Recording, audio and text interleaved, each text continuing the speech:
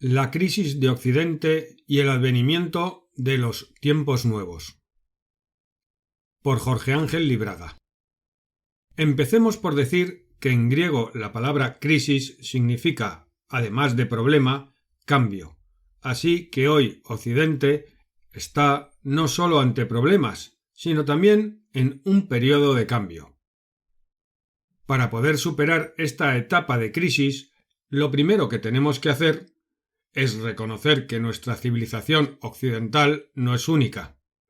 A través de la historia han existido otras civilizaciones que tuvieron también sus crisis y sus problemas.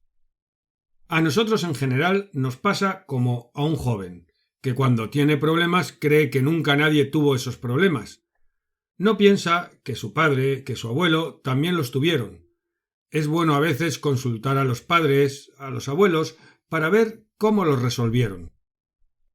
Hoy sabemos a través de la ciencia arqueológica que ha habido grandes civilizaciones en el mundo, que la humanidad es muy vieja, que ha habido muchas culturas. Tal vez de todo este pasado nosotros hoy conocemos nada más que una pequeña fracción, lo que llamamos historia, o sea, la parte de nuestro pasado que es conocida suficientemente. Mas hay una protohistoria y una prehistoria que no alcanzamos a conocer bien. Nos quedaron sus ruinas, sus monumentos que demuestran sus grandezas.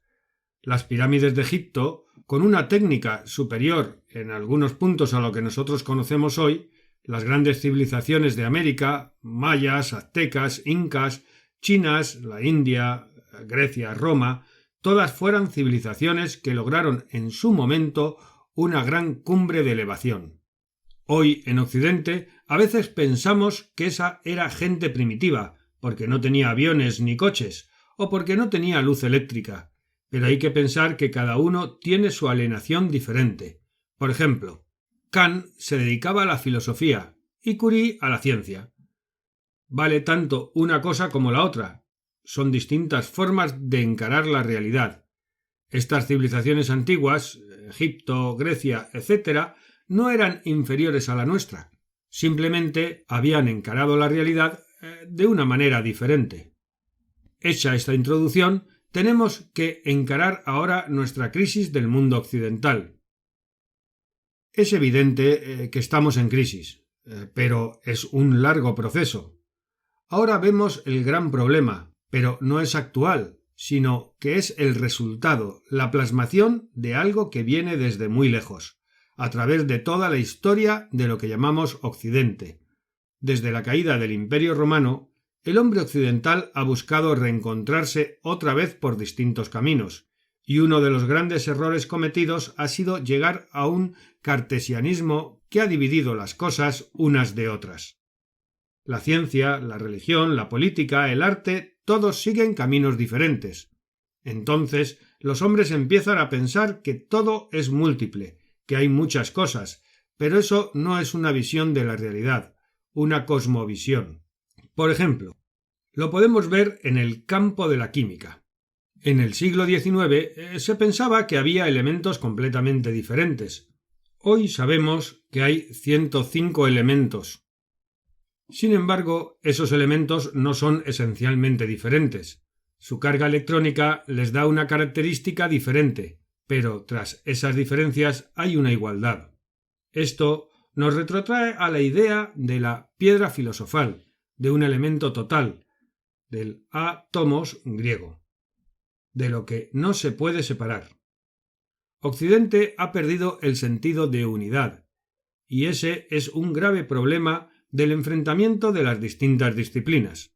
La crisis en Occidente se va manifestando a medida que pasan los siglos. Después del cartesianismo hay una serie de experimentos científicos, políticos y económicos, y el hombre occidental cae en el error de creer que cada una de sus afirmaciones es absoluta, cuando en este mundo todas las cosas son relativas.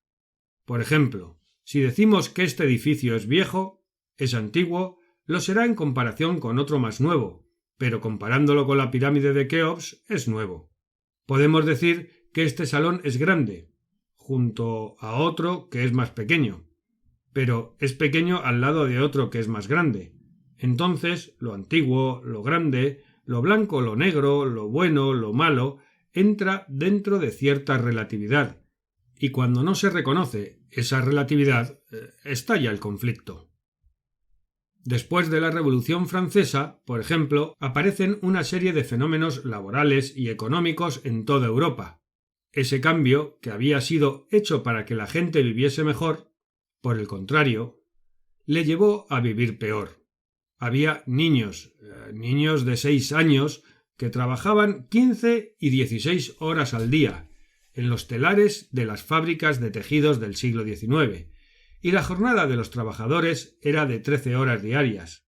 Las máquinas, que se pensaba que iban a liberar al hombre, le han esclavizado más, dejándole sin trabajo y haciendo las cosas todas iguales.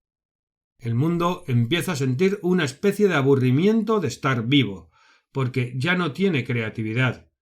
Yo he visto en Pompeya, en esa ciudad sumergida por la lava, en Italia, pequeños panecillos que tenían el sello de quien los había hecho.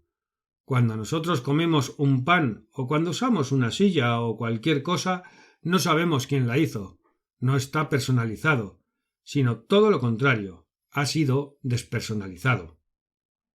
Creíamos también que cuando se hizo la enciclopedia en Francia, se había hecho por primera vez una enciclopedia con miles de nombres que podían señalar las diferentes cosas. Pero hoy la historia nos enseña que los chinos de la dinastía Sung, hace más de 1000 años, habían hecho ya una enciclopedia de 1000 tomos. 1000 tomos. Y que en esa época va a haber toda una evolución intelectual. ¿Por qué cae entonces el imperio chino en mano de los manchúes más allá del periodo Ming? Porque esa intelectualidad había fraccionado a los hombres, los había enfrentado entre sí, había creado una cultura meramente intelectual que no llegaba realmente al corazón del hombre y no podía realmente plasmar lo que cada hombre quería. Uno de los grandes errores de este momento y de otros anteriores ha sido la masificación de las personas. Buscando protegerlas, con buena intención, se ha llegado a masificarlas. Es el problema actual de los sindicatos. Un sindicato está hecho para proteger a las personas que trabajan, pero está de tal forma politizado y digitado que llega a masificar a las personas, no pudiendo expresarse libremente, y empiezan a pagar con monedas de libertad la protección que se les da. El hombre es cada vez menos libre en su creación. Se ve sujeto a una serie de modas, de elementos que la propaganda va haciendo inevitables. El hombre pierde la capacidad de poder plasmar en pintura una rosa o una mujer. Ahora, para pintar una rosa, una mujer, una montaña, una estrella, se hace un triángulo o un cuadrado o un punto. Tiene que haber una interpretación intelectual para saber qué quiso pintar ese pintor. En cambio, cuando vemos esos cuadros antiguos, aunque no sepamos nada de pintura, entendemos lo que está representado. Pero el arte en la actualidad está tan intelectualizado, tan subjetivizado, que no podemos entender todo lo que es la belleza en el arte. Lo mismo sucede con la música. Esa música que nos eleva el corazón, que penetra en nosotros, que nos da paz y armonía. Hoy se hace una música extraña, rara, una música que tenemos también que interpretar. La ciencia también ha cometido errores. Por ejemplo, la hipnosis había estado prohibida en la medicina hasta hace pocos años, pues se pensaba que era una superstición que había quedado en época primitiva. Hoy, sin embargo, se está utilizando y sabemos que es una realidad, al igual que la parapsicología, que también había sido despreciada, y hoy vemos que es una realidad, que los hombres, además de nuestros sentidos comunes, tenemos otros, que podemos tener sentidos telepáticos o una intuición de lo que va a venir. Hemos perdido el sentido humano de las cosas, y eso es muy importante.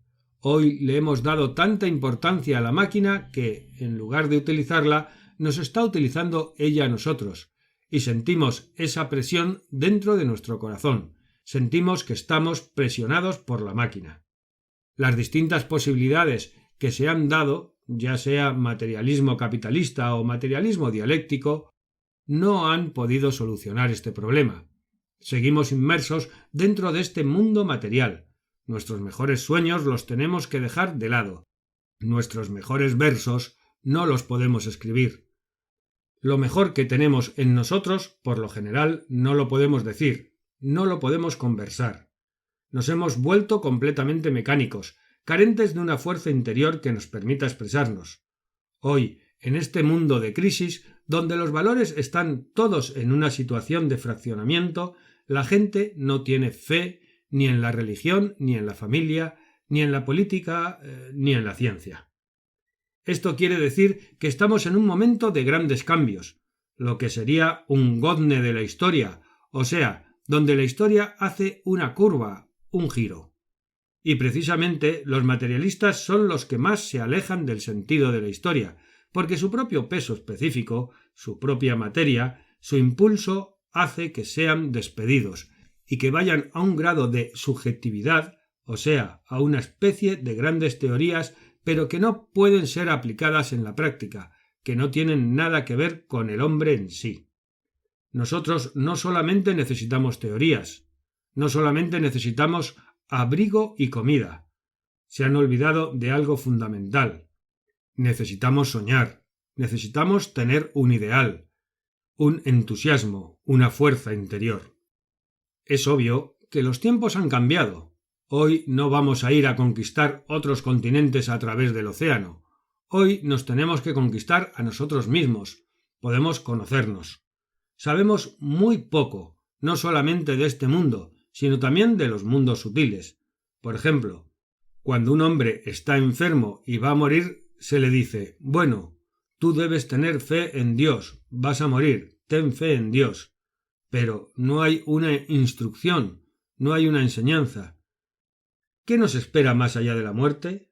¿De dónde venimos? ¿A dónde vamos? ¿Es que estamos hechos tan solo de materia física? ¿O también tenemos otros cuerpos, otros vehículos con los que podemos captar experiencias? Esas preguntas debemos hacérnoslas para los tiempos nuevos. Preguntas abiertas que puedan permitirnos conocer no solamente el mundo que pisamos, sino también el que vamos a pisar en el futuro, y conocernos a nosotros mismos. ¿Por qué reaccionamos de una forma o de otra? ¿Cuáles son nuestras emociones? ¿Cómo funciona nuestra mente? ¿Cómo funciona todo nuestro aparato psíquico? Esas son las nuevas ciencias que se van acercando a nosotros para solucionar nuestro problema. Por otra parte, en el mundo existe la alienación de que todos podemos hablar de todo, por ejemplo, de política. Eso no es cierto. La política es una ciencia como cualquier otra. Si ahora yo me caigo y me lastimo una pierna, hay que llamar a un médico, o sea, alguien que haya estudiado medicina. Con la misma lógica, si un país, si una nación se cae, hay que llamar a alguien que haya estudiado política, porque la política es una ciencia y por ello no se puede improvisar. Pero la vanidad de la gente hace que muchos piensen que todos pueden hablar de política. Si uno le pregunta a una persona: «Señor, ¿usted me puede decir cuántas valencias tiene el carbono?», ésta dice: «Yo no soy químico, a mí no me pregunte». Pero si se le pregunta: «¿Cómo tendría que manejar sus asuntos Rusia o Estados Unidos?», entonces habla y habla. Todos creen saber de política, cuando en realidad también hay que estudiarla. Este es otro aporte para los tiempos nuevos: estudiar las relaciones entre los hombres, estudiarlas profundamente, de manera científica. Otro aporte para los tiempos nuevos es poder recrear en nosotros un cierto espíritu de individuo, no dejarnos masificar por tener cada uno de nosotros nuestra personalidad, no dejar que la propaganda nos lleve para cualquier parte. Debemos entender que cada uno tiene derecho a ese poquito de libertad para poder elegir nuestra forma de vivir, y también tiene derecho a un poquito de dignidad, a un poco de honor. Necesitamos ser respetados como seres humanos. No somos solamente números en una libreta o en un papel. Somos seres humanos con toda nuestra singularidad. No somos iguales, somos equivalentes, pero no iguales. Todos los que estáis aquí sois diferentes de rostro, vestís diferente, pensáis diferente. No existen dos seres iguales en todo el mundo. La igualdad entre los seres humanos es un mito. Entonces, lo que tenemos que buscar no es una igualdad, sino una concordia. Estar corazón con corazón, poder entender profundamente a la gente y a nosotros mismos. Ese es también otro aporte para los tiempos nuevos. En Nueva Acrópolis proponemos hacer algo nuevo, una acrópolis, una ciudad alta, pero no de ladrillos o de piedra, sino una ciudad moral, espiritual. La actual crisis de Occidente no es energética, sino moral y espiritual. Cuando nuestros antepasados necesitaban algo material, salían a buscarlo y lo conseguían. Por ejemplo, si nosotros necesitamos petróleo, ¿por qué no salimos a buscarlo? ¿Por qué no lo conseguimos? Porque ya no tenemos esa fuerza interior para poder cruzar esos océanos de dificultades, para solucionar nuestros propios problemas. La educación actual nos ha enseñado a evadir los problemas, no a enfrentarlos. Por ejemplo, el fenómeno de los ovnis, verdadero o no verdadero, no importa, psicológicamente demuestra que estamos buscando una solución desde afuera, que nos venga de las estrellas, cuando la solución a nuestros problemas está en cada uno de nosotros, en nuestra voluntad de perdurar aquí y ahora, en nuestros brazos, en nuestro pensamiento, en nuestra imaginación, en nuestra posibilidad de concebir un mundo no solamente nuevo, sino mejor. Un hombre que sea nuevo, distinto, que no sea egoísta, que sea diferente de los animales y de las plantas, que sea ecológico, que se reconozca parte de la naturaleza y que no crea que es la cúpula, el techo de toda la evolución. Ese hombre tiene una juventud interior. No importa la edad que tengamos, sino la juventud que tenemos dentro. Hay jóvenes de 20 años que ya son viejos. Lo único que tienen son recuerdos, añoranzas. En cambio, hay personas mayores que tienen firme voluntad para hacer las cosas. Lo que necesitamos entonces para conformar ese hombre nuevo no son aportes milagrosos, sino una buena administración de lo que ya tenemos en lo material, en lo psicológico y en lo espiritual. La crisis de Occidente no es una catástrofe, es una oportunidad de cambio. Tenemos que poder desarraigarnos del problema para lanzarnos hacia una solución. En ese sentido, proponemos ese cambio, no un cambio masivo, cambiar todo para que todo siga igual. No, se trata de un cambio interior, un ser diferente, que cuando uno se levanta por las mañanas vea los árboles, huela el perfume de las rosas, vuelva a sentir el amor, el aire, el canto de las golondrinas, de los pájaros. Necesitamos un hombre que vuelva a ser un hombre realmente, que no le tenga miedo a la lluvia, que no le tenga miedo a los ríos, que no le tenga miedo a otro hombre, que no le tenga miedo a la muerte. La muerte no existe, es simplemente un cambio, es como el nacimiento. Un hombre que pueda investigar libremente en las antiguas civilizaciones y en las ciencias nuevas, que sea capaz de hacer un arte nuevo, de hacer una música nueva, que no se base en las modas, en la propaganda, sino en lo que siente dentro de su corazón. Ese hombre es el que nosotros buscamos en esta crisis de Occidente, en este advenimiento de los tiempos nuevos. Por lo general, nosotros no tenemos una idea, sino muchas. Todos tenemos muchísimas ideas. Lo que nosotros queremos aportar es una voluntad de perseverancia, de conquista espiritual, que se refleje en todas las cosas. Queremos aportar una juventud interior que nos permita renovar este mundo que se va cayendo a pedazos, y tener la fuerza para levantar de nuevo las paredes de nuestro mundo, tener la fuerza de levantar otra vez templos a Dios. Lo que nos diferencia de los animales, de las bestias, es nuestra fe en Dios. El hombre que no cree en Dios, en un Dios cualquiera, Dios, mente cósmica, aquello, lo que sea, es como un animal, o sea, vive para comer, para vestirse y nada más. Entonces se animaliza, se empequeñece y cada vez tiene más miedo. Tiene miedo cuando está despierto y tiene miedo cuando está dormido. Va al psicoanalista porque tiene problemas, toma pastillas. Hace falta recrear un hombre más natural. No tenemos que hacer algo nuevo en el sentido de inventar, sino recoger todo lo bueno que hubo en el mundo, ponerlo en nuestro corazón y poder decir: lo tengo en mi corazón. Hace falta también tener el valor de investigar estas cosas, de preguntarnos realmente: ¿quién soy? ¿De dónde vengo? ¿A dónde voy? ¿Yo estuve otra vez en este mundo? ¿Se reencarna? ¿Hay una ley de causa y efecto de lo que los orientales llaman karma? ¿Existe? ¿No existe? Tenemos que preguntarnos y atrevernos a pensar esas cosas, atrevernos a pensar sobre las distintas formas de la realidad. En definitiva, lo que nosotros queremos aportar, mis amigos, es una nueva forma de enfocar la vida. Cada uno de vosotros la conoce. Todos la conocen. Yo lo único que hago es recordarlo, hacer que cada uno lo recuerde y vuelva a encontrarse consigo mismo, con su hermano, con su padre, con su amigo.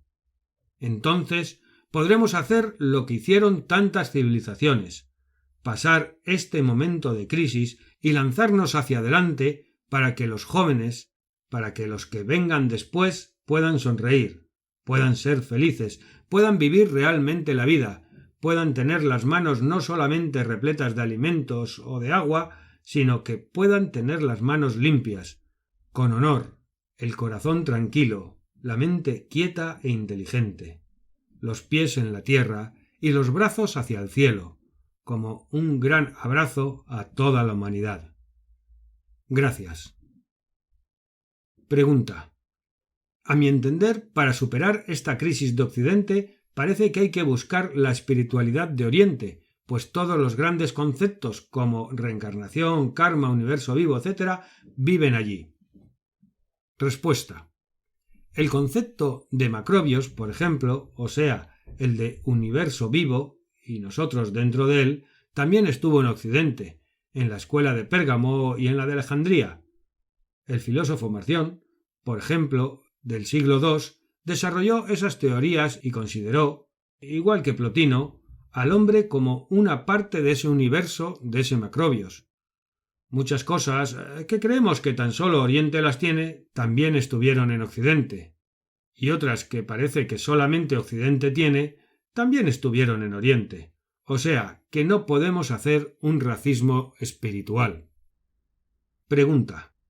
Respecto a lo que usted dijo sobre los sindicatos, quería decir que no debemos olvidar que gracias a ellos los trabajadores alcanzaron un nivel de vida que no tenían. Respuesta. Yo comprendo lo que quieres decir de la necesidad que hubo de formar esos sindicatos para la protección de determinadas personas. Pero esa misma formación de sindicatos y patronales nos está demostrando una fractura dentro de la sociedad. Por ejemplo, en la sociedad medieval se utilizaba el sistema corporativista. En este sistema, el patrón y el obrero conformaban una suerte de familia, estaban juntos, había una unión humana y no se había estandarizado todo tanto ni se había tecnificado. Donde yo veo el problema es en construir grandes corporaciones que aplasten al individuo y que se encuentre compelido a hacer una huelga o a no hacerla. Yo digo que la libertad individual muchas veces está amenazada por esos grandes consorcios, por esos grandes sistemas, y que no siempre en la actualidad son tan necesarios como pudieron haber sido hace 100 o 150 años. En la actualidad es muy diferente. Hay un tiempo estrictamente cronológico, pero también hay un tiempo social, un tiempo económico, un tiempo psicológico. En los últimos años ha habido un gran cambio. Hoy un hombre tiene muchas más posibilidades en ciertos aspectos, mucha más permeabilidad dentro de la sociedad, y entonces los sindicatos, cuando se politizan y se mueven enormes masas humanas, se pueden convertir en un peligro para la nación y para los propios que las integran. Pregunta. ¿Hablar hoy en día del espíritu, alma y cuerpo no es un tanto anticuado y poco científico? Respuesta. Yo hablé de los tres mundos, físico, psíquico y espiritual, para resumir. En realidad podríamos hablar de más mundos, obviamente de más divisiones. Ahora bien, Yo creo que todos esos mundos, 3, 7 o los que queramos, no son mundos separados, sino que son dimensiones de una misma realidad. Nosotros sabemos, y eso lo redescubrieron Einstein y otros, que no hay materia y energía, sino que es una conversión. Entonces el espíritu sería lo mismo que la materia. Lo que pasa es que la materia es concreta y el espíritu es inconcreto. No habría una oposición, no habría un dualismo, sino que habría un monismo filosófico que comprendería todo, materia, psique, espíritu, etc., todo junto. Ahora bien, nosotros debemos dar prioridad a la parte superior, donde habita la voluntad. Pregunta. Quería plantearle 3 preguntas. La primera es una cuestión ecológica. ¿El planeta se degrada por el materialismo del hombre? La segunda cuestión es si la desinformación y la incultura de las personas, véase si no las enormes masas de parias en el tercer mundo, es la que provoca su propia alienación. Y la tercera cuestión es ¿cómo reencontrar dentro de uno mismo un ser interior en esta sociedad tecnológica? Respuesta. Las 3 cuestiones para mí están relacionadas. El hombre falta a los principios ecológicos porque también falta a los principios de la educación. O sea, el hombre no está educado. El problema del tercer mundo que mencionaba, yo lo conozco porque estuve muchos años en ese mundo. Mucha gente es muy ignorante. Tiene a lo mejor una mística, una búsqueda, pero nadie le enseña. Como no tiene posibilidad, a veces porque son analfabetos, no pueden leer a Platón o el Bhagavad Gita, no pueden leer a veces ni la Biblia. Entonces esa gente empieza a adorar a cualquier cosa y caen en la magia negra o hechicería. O sea, el problema es total, la crisis es total. El hombre, en su faz actual, materialista, está ensuciando el planeta, contaminando las fuerzas naturales del planeta. Ahora bien, la humanidad también está contaminada. Hay 2.000 millones de personas que no tienen una educación suficiente en todo el mundo. Y la tercera pregunta, sobre el reencuentro del hombre consigo mismo, eso es fundamental, pero tenemos que dar una base de educación. De ahí que dentro de nuestra posibilidad creamos Nueva Acrópolis o canalizamos la necesidad de Nueva Acrópolis para dar la posibilidad a la gente que va a la universidad, ya que a lo mejor no tiene posibilidades económicas de ponerse en contacto con los libros clásicos para que salgan de su ignorancia, y también despertarle en lo posible una admiración por la naturaleza, un respeto por todo lo bello, lo hermoso, que le permita un reencuentro consigo mismo, puesto que ese reencuentro es natural. Por otro lado, muchos países, si bien son invadidos por las ideas que vienen desde otros focos, de Estados Unidos, de Francia o de cualquier lugar, si tuvieran una fuerza, una juventud que se opusiese a eso, no penetrarían. A nosotros nos llegan, a lo mejor, películas de cine pornográficas, de violencia o de formas determinadas políticas o sociales. Pero, ¿por qué las aceptamos? Si tuviésemos fuerza, si tuviésemos una industria propia bien elaborada, podríamos hacer películas sobre tantos hombres y mujeres buenas que hubo en Portugal. Y no nos haría falta ver la vida de Al Capone o de algún otro mafioso de Nueva York. De ahí que Nueva Acrópolis trate de reforzar en la juventud de Portugal su propia tradición, su propia fuerza, para que no sea penetrada por ningún virus de ninguna parte, que, por desgracia, como ustedes saben, ya los tenemos propios, y más que suficientes. Nuevamente, gracias a todos. Conferencia dictada el 12 de mayo de 1980 en el Ateneo Comercial de Oporto, Portugal.